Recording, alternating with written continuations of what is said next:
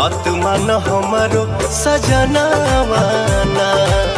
भाई अच्छा गाना जो गाएगा सिंगर उसका प्रमोट मतलब कि सब लोग मिलकर नंबर 1 ट्रेंडिंग पे, और सुबह से अभी तक गाना ट्रेंडिंग नंबर 1 पे बा। पहला ब्रांड पवन सिंह ही है। जी हाँ दोस्तों, इस वीडियो में हम बात करेंगे पावर स्टार पवन सिंह जी के बारे में, जिन्होंने अपने छटके गीतों से यूपी बिहार ही नहीं बल्कि पूरे भारत में बवाल मचा दिए हैं। पहला गाना पटना के घाट और दूसरा गाना उगी सूरजदेव ट्रेंड में चल रहा है पवन सिंह का।